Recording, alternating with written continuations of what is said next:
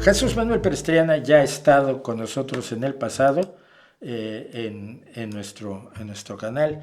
Él es analista de seguridad y defensa, autor del blog Guerras Postmodernas y miembro de la red de expertos Monitor Disinfo, dedicado a la desinformación. Bueno, dedicado a estudiar la desinformación a la que se dedican, por supuesto, otros, otros a quien conocemos.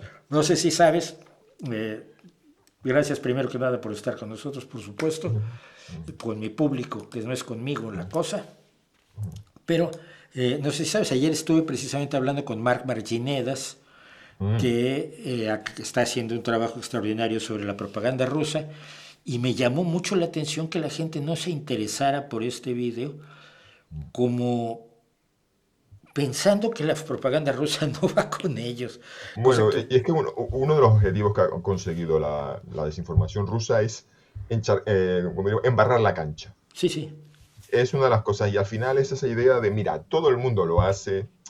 Acusar o señalar a Rusia no tiene sentido, porque también los americanos, cuando la gente dice ya americanos, ya saben por dónde, sí, en vez de sí. estadounidense. Sí, los yanquis también lo están haciendo. Es lo mismo una democracia que una tiranía, es lo mismo todo. Y bueno, sí, yo, ¿para qué perder 5 minutos en saber lo que están haciendo los rusos? Si en el fondo todo, la televisión nos miente, la radio nos miente, los partidos políticos nos mienten, las empresas nos mienten y todos igual. Y todos lo están haciendo. Y eso, pues, es un objetivo que ellos han logrado, porque una de sus características es que nunca se han preocupado mucho por la calidad del producto. A ellos lo que les vale es lo que se llama un sistema de la manguera de riego, es decir, Ajá. lanzar muchas teorías a veces contradictorias. Y eso fue algo que a mí me puso en la senda de dedicarme a esto, porque yo siempre he sido analista de seguridad y defensa, pero claro, habían cosas como la invasión rusa de Ucrania en el 2014, el derribo del vuelo MH17, y ahí fue cuando empecé a decirme, digo, pero oye, ¿cómo puede ser que yo voy como un perro detrás de un coche pero, Sí. luchando contra teorías y versiones que van cambiando? Y ahí fue cuando empecé a entender la metodología. Y a eso nos lleva aquí, a esta sensación generalizada de que es un fenómeno que no merece la pena escuchar o estudiar porque todo el mundo lo hace. Perdona esta introducción, Todo, pero es la naturaleza en la que estamos metidos, pues sí, pero del fenómeno en el que estamos metidos. el problema es todos mienten, pero no todos mienten igual, no todos mienten la Mm, misma cantidad y no todos mienten con los mismos motivos. La forma en la que se ha incrustado, te voy a hacer una composición de escena rápida, en que se ha incrustado la propaganda rusa, se dio, la semana pasada por alguna cuestión me preguntaron sobre el origen de la guerra ruso-ucraniana. Y yo di lo que sabemos todos, como empieza en 2014, cuando Yanukovych traiciona al pueblo, se mm, produce el Euromaidán, después de que Yanukovych mata gente, tiene que dejar el poder, en fin, todo lo que sabemos que ocurrió. La toma de Crimea, la guerra provocada en Donetsk y Luhansk, etc. Bueno, docenas, literalmente docenas de personas. No, no es cierto. La versión real es la versión rusa. Estaba Yanukovych sentado en su casa muy bien, llegaron los nazis, le dieron un golpe de Estado, todos son corruptos y la OTAN tenía sus bases, sus armas nucleares allí. Y entonces, pobrecito Putin, sin ningún deseo de hacerlo, se vio obligado a invadir Ucrania. Y la narrativa se ha incrustado de una manera potentísima y además, por supuesto, cuando yo digo esto me dicen usted entonces es de derecha. Y mira, yo tendré muchos defectos, pero soy un hombre de izquierda para bien y para mal, ¿no?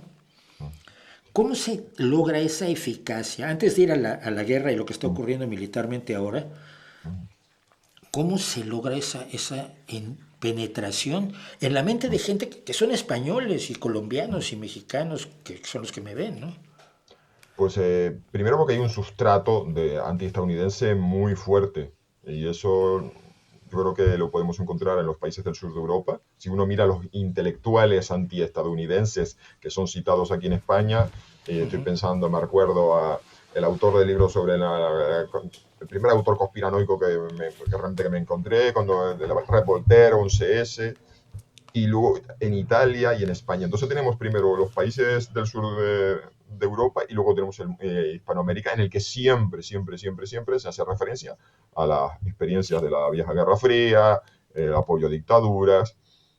Y hay un sentimiento de búsqueda, esto yo ya lo veo como en la lucha libre, ¿no? De, eh, el campeón, el guapo, la estrella me resulta odiosa y voy a aplaudir al primero que enfrente y que lleve a la contraria, porque eso además en una época donde la política ha dejado de ser el arte de lo posible, sino se ha convertido en una mera identidad, es decir, ya no se militan, o sea, los niveles de militancia política han caído por los suelos y lo que estamos todos buscando es una sensación, empatar, sentirnos especiales, diferentes, y ahí está el consumo de pseudociencias, teorías de la conspiración y esa idea de yo, ciudadano, que me siento impotente en un mundo en el que no controlo y en el que mi capacidad, mi sensación de que no captúo su realidad, por lo menos me queda el derecho al pataleo.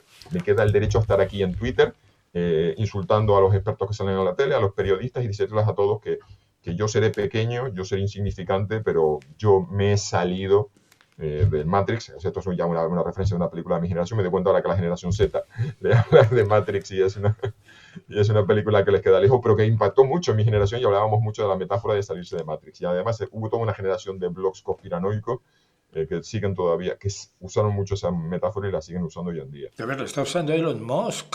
Mm. La acaba de usar todavía hace 2 días. Sí. Me va a estallar la cabeza, pero sigo a Elon Musk Mm.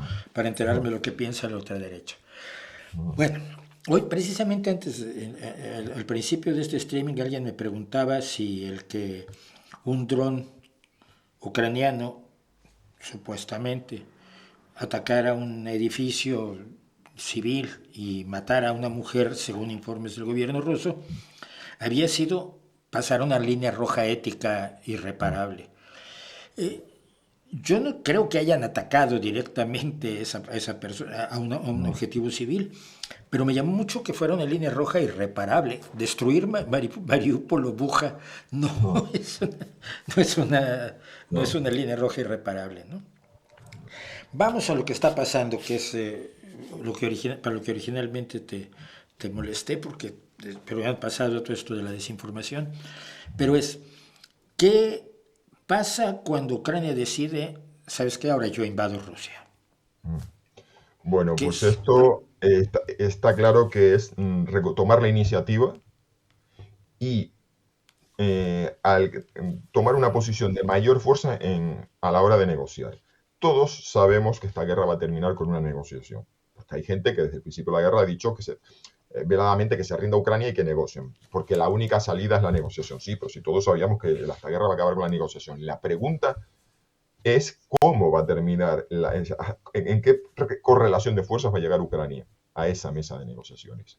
En una situación en la que Rusia controla pues, una cantidad que es inferior al 20%, esto ha ido oscilando, 18-17% de la superficie de Ucrania, que no es importante, pero no es lo que ambicionaba Rusia. La pregunta es qué puede poner, qué palancas o qué mecanismos puede usar Ucrania para negociar cuando Rusia tiene todo ese territorio. Entonces, las esperanzas de Ucrania era que se produjera un debilitamiento enorme de Rusia por cuestiones económicas, por cuestión de afectar pues una serie de infraestructuras estratégicas, y esa sensación de debilidad fue la que le llevase a negociar a la baja, pero eso es, por así decirlo, es ciencia infusa. Entonces, algo concreto, algo tangible es territorio ruso. Y aparte, ya esto ya es una cuestión ya bueno, de opiniones, discusiones, pero cuando uno tiene una reserva militar y tiene un campo de batalla en el que está retrocediendo, a veces a usar esos recursos para tapar brechas es como poner un poco la mantequilla a la tostada, o sea, se puede llegar a disolver. En cambio, si uno usa esas fuerzas para atacar en un punto débil del enemigo, consigue un efecto disruptivo y altera el equilibrio. Y eso es la sensación de lo que han optado los ucranianos. Todavía no sabemos si va a salir bien, pero esa es la lógica detrás de la que hay en todo esto. ¿Hasta qué punto Rusia ha trasladado efectivos a la zona de Kursk? Bueno, pues sí, sabemos que efectivamente los ha trasladado por una sencilla razón. En las últimas 48 horas ha lanzado una contraofensiva que ha reducido el territorio que Ucrania controla y que probablemente lleve a una estabilización del frente y lo convierta en otro frente de batalla más estático. De la misma forma, y esto es una de las cosas que llevaba a cuestionar lo que yo acabo de decir, pero pues hay quien lo cuestiona, es en el sentido de decir esa lógica, oye, pero ¿no hubiese sido mejor que Ucrania hubiese empleado esas reservas sin tapar las brechas? pues también en el Donbass, donde teníamos un empuje ruso considerable en las últimas semanas, se llevó a una serie de unidades y también se ha estabilizado el frente. O sea, volvemos a un punto de equilibrio, lo que pasa que esta vez Ucrania está en territorio ruso y sí, ha habido desde luego ha habido movimiento. La pregunta si ha sido suficiente o si ese traslado de fuerzas era tan decisivo como los ucranianos se pensaban, que no parece el caso. No ha habido un colapso de líneas rusas porque hayan tenido que llevar fuerzas a Kursk. Occidente ha autorizado, bueno, se espera que mañana autorice la utilización de algunas armas como las Storm fuera del Claro, territorio ucraniano, porque finalmente fue Occidente quien le dijo a Ucrania, tú defiéndete en tu territorio. Y en ese territorio lo que se genera, lo que tú llamas lo que se llama un frente estable, que no es sino una guerra de desgaste. Es la guerra de trincheras de la Primera Guerra Mundial, que es feroz para los combatientes, pero que no significa nada militarmente, ¿no? Entonces, primero, esta posibilidad de utilizar esas armas le da un peón más a Ucrania. pues sí, mira, precisamente uno de los análisis de fuentes ucranianas que había visto en los últimos, ayer o hoy, mencionaba eso, diciendo, vamos a hacer la estabilización otra vez en el Donbass y en Kursk, pero hay novedades, en el campo de lo positivo está esta autorización occidental. Y hay una cosa que yo siempre hago referencia, entre otras cosas, pues soy un niño de la vieja Guerra Fría. En los años 80, Estados Unidos, Occidente, la OTAN, estuvo estudiando y reflexionando cómo parar una ofensiva soviética en condiciones de inferioridad numérica. Y la conclusión o la solución que se aplicó fue siempre afrontar cantidad con calidad. Por eso en Occidente se desarrollaron armas de precisión y largo alcance más avanzadas que las de la Unión Soviética. La otra cuestión era golpear en profundidad. Cómo se paran las hordas y hordas y hordas de fuerzas soviéticas que siempre van a ser superiores en número. Golpeando en profundidad puestos de mando, polvorines, almacenes de munición, nodos logísticos, nodos de carretera, sobre todo nodos ferroviarios, porque la logística rusa depende mucho de los ferrocarriles. Y entonces, claro, ya hemos llegado a un punto en la guerra en el que los rusos saben perfectamente cuáles son los armamentos occidentales que le han entregado a Ucrania. Y, por ejemplo, si había una versión lanzada por los lanzacohetes HIMARS que tenía un alcance de 70 kilómetros, pues ya sabíamos que el puesto de mando ruso estaba a 85. Era tan sencillo como eso. Y se han estado tirando los pelos de la cabeza los ucranianos diciendo, oye, me estás haciendo combatir contra unos tipos que saben que mis armamentos guiados desarrollado por Occidente llega a 70 kilómetros y ellos tienen sus municiones, sus centros de comunicación y sus centros de mando a 85. Cuando Occidente le ha entregado a Ucrania ese armamento y sobre todo y Ucrania ha empezado a desarrollar el suyo propio porque en 2 años y medio de guerra le ha dado tiempo, hemos visto efectos bastante disruptivos. Entonces, lo que esperemos o veremos, no, yo estoy poniendo una esperanza y eso significa algo que estoy haciendo una valoración, o versión no estoy poniendo un estado de ánimo y vamos a decir simplemente no, que lo racional es que veremos acciones que se nos sorprenden, sobre todo sorprendentes, veremos que se golpeen bases de bombarderos o de aviones de ataque, que otra de las peticiones ucranianas, danos los medios para Claro. golpear esas bases de las que despegan los aviones que lanzan los misiles que caen en nuestras ciudades y matan a nuestros ciudadanos. La cuestión es la cantidad de misiles avanzados que se les va a entregar a Ucrania y la sensación que nos queda a los que pensamos que Occidente sí debería implicarse y sí debería ayudar a Ucrania es que se van tomando decisiones de una forma, parece que muy lenta y siempre con un miedo terrible a que Rusia reaccione de una forma desproporcionada y al final las cosas que se decían que no se podían hacer a los 3 meses de la guerra se hicieron a los 6, las cosas que en aquel entonces se discutieron y se debatieron a los 9 meses se ha hecho a los 12 y la conclusión que queda es, pues, para haber llegado a este punto, haberle dado los F-16, los Patriot, los Shadow en el 2022 y entonces posiblemente no estaríamos aquí y ahora estaríamos preocupados por otras cosas. Habría acabado la guerra y estaríamos ahora a otras cosas.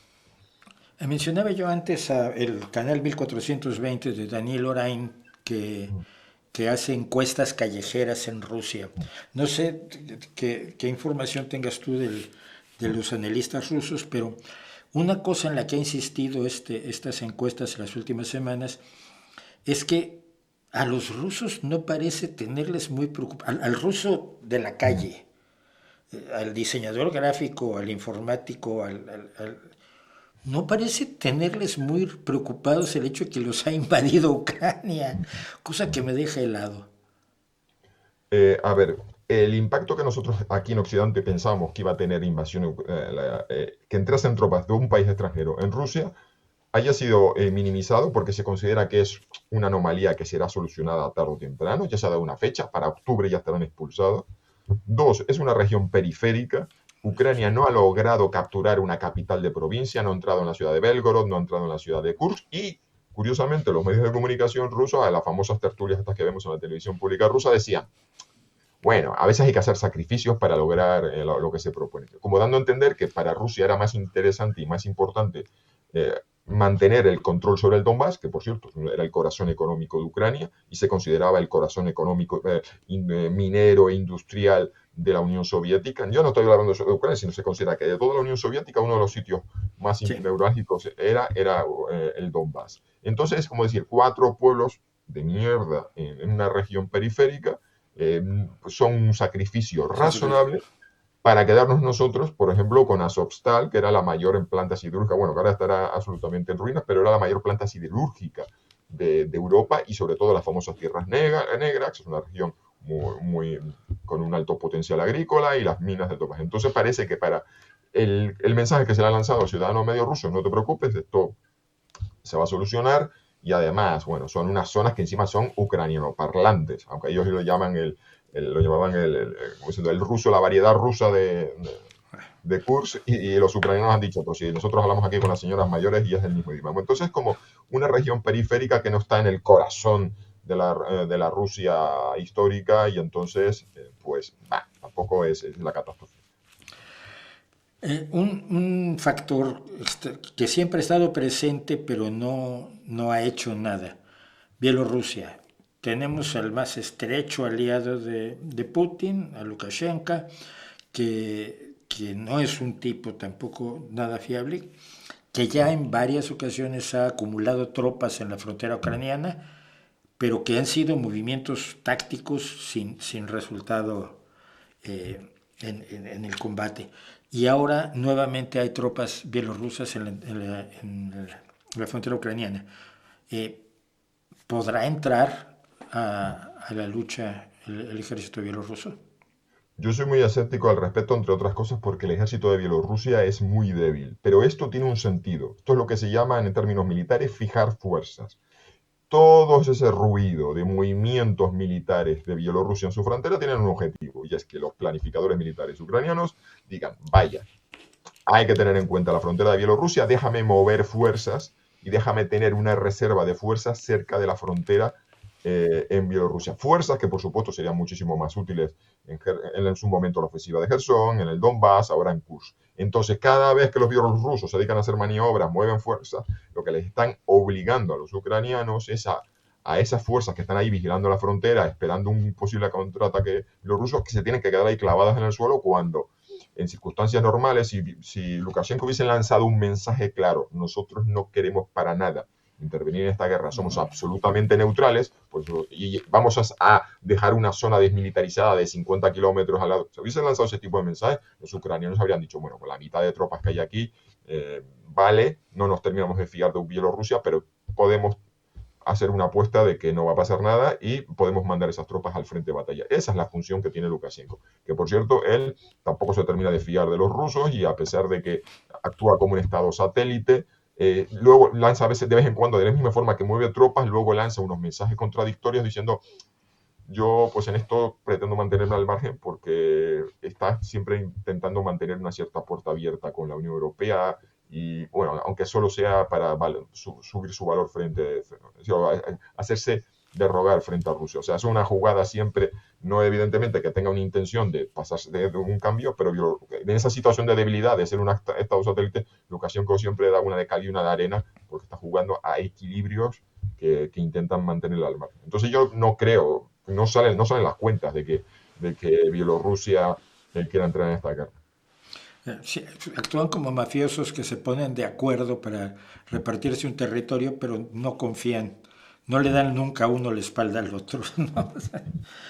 Bueno, yo defiendo a Ucrania porque, como digo, como hombre de izquierda, yo creo que el derecho a la legítima defensa y la soberanía de los pueblos es fundamental. Y de allí no me saca nadie. y que las guerras imperialistas son repugnantes absolutamente todas, y esta lo es, pero tú hablas de una negociación. Yo le tengo terror a la negociación porque la base que ha puesto siempre como innegociable para la negociación Putin ha sido que la región del Donbass se quede escriturada a nombre de Rusia. Por aclararle a quienes no lo sepan, no es que en Donetsk y Luhansk hubiera, en el Donbass, hubiera muchos rusoparlantes. ¿O por qué hay muchos rusoparlantes? Porque la Unión Soviética mandó a muchos rusoparlantes allí. Pero porque la cuenca, el basin del río Donetsk, que es efectivamente, como señalaba Jesús Manuel, un sitio de una enorme riqueza minera y agrícola, que son recursos, ese campo de trigo que representa la bandera ucraniana, son los de la cuenca del Donetsk. Así que esto no es que estoy liberando a los rusos, sino me estoy haciendo de recursos, ¿no? Fundamentalmente. Esa es la zona que dice Putin que es innegociable. ¿Cómo puede darse una negociación de modo que Ucrania conserve las fronteras a las que Rusia se comprometió en 1991 y 1994? Pues yo, mi opinión personal, yo llevo el punto de vista a otro terreno. Yo creo que lo que está en juego no es el territorio. O sea, la guerra de conquista imperialista por territorios que los rusos han dicho de cara a su propio público. Oye, que hay muchos recursos naturales aquí en juego. Ya se han quitado la careta, ya están hablando de recursos naturales a estas alturas.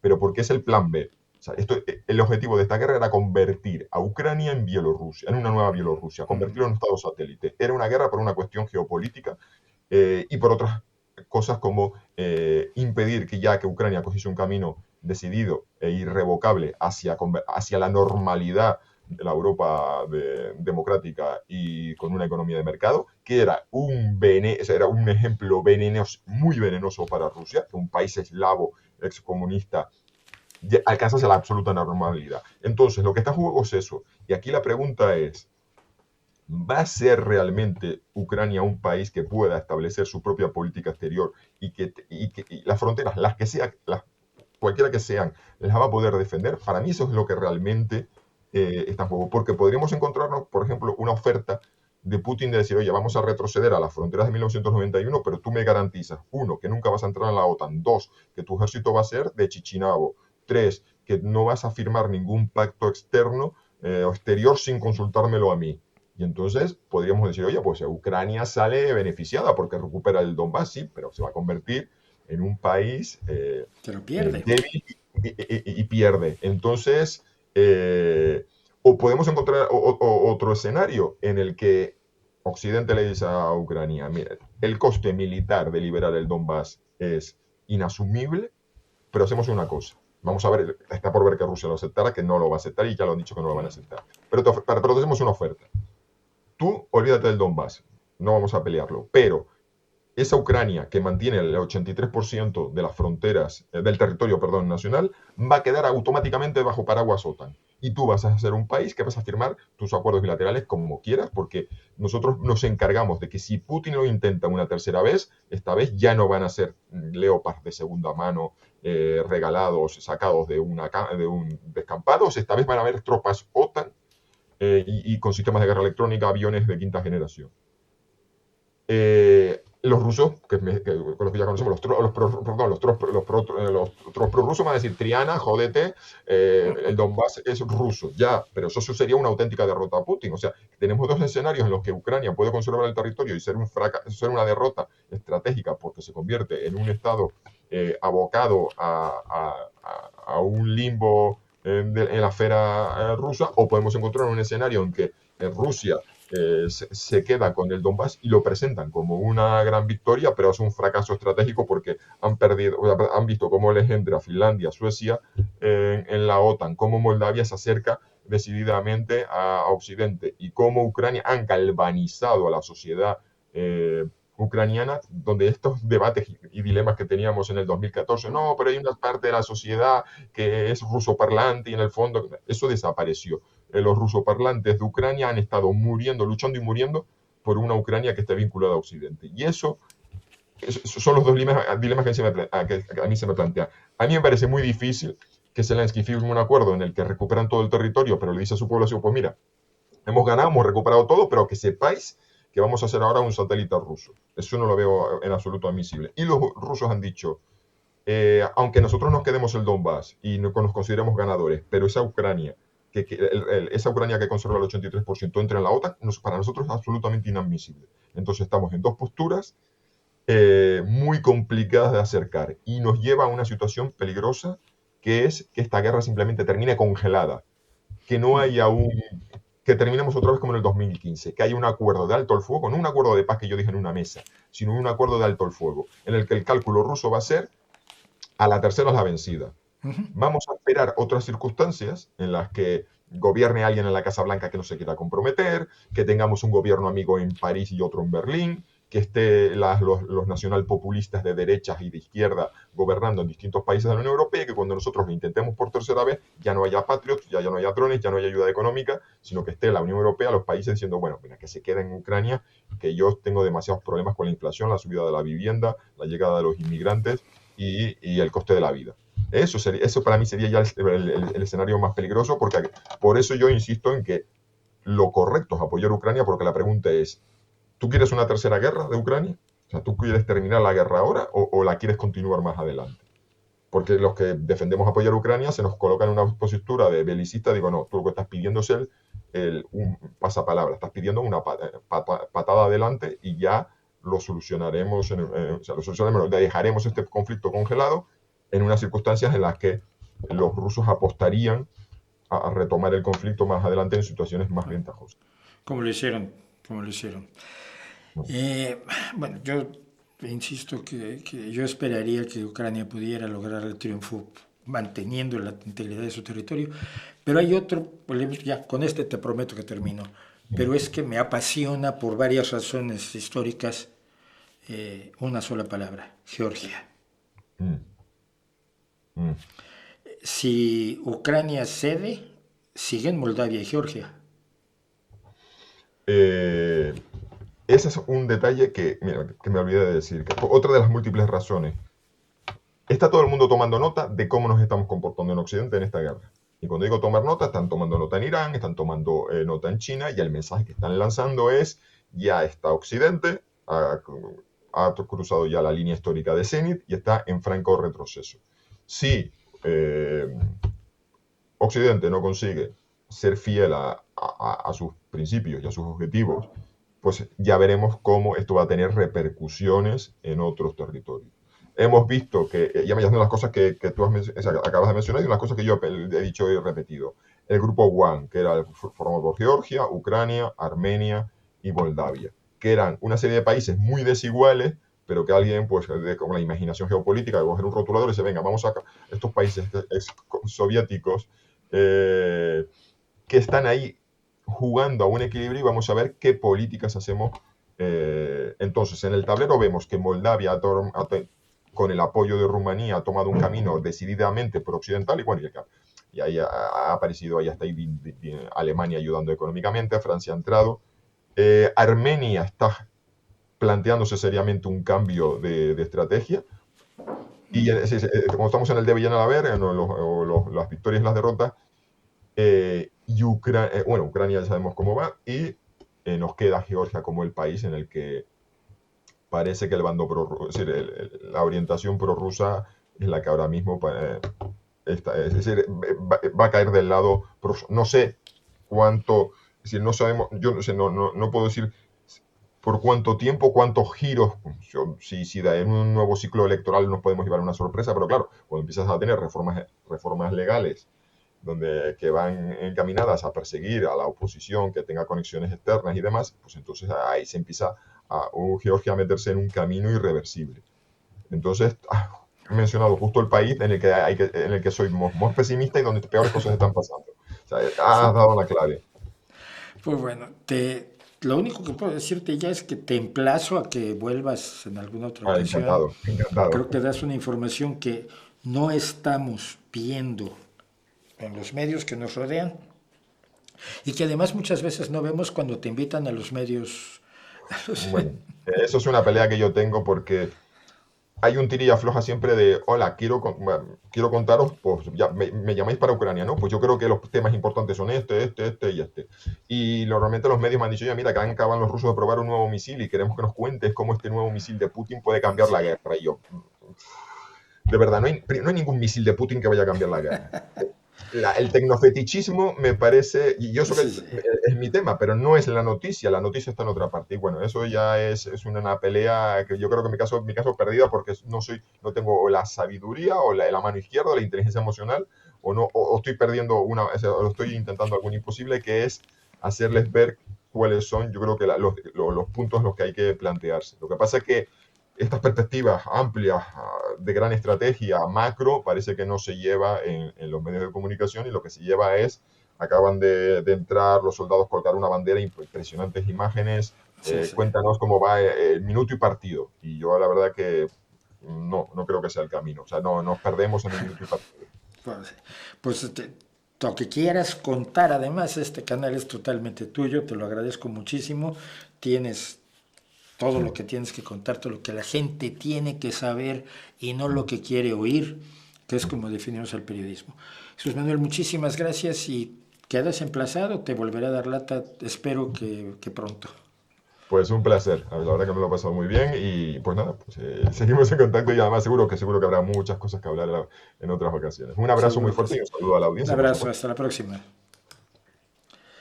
Y pues sí, esto es lo que debería usted saber y no lo que le han contado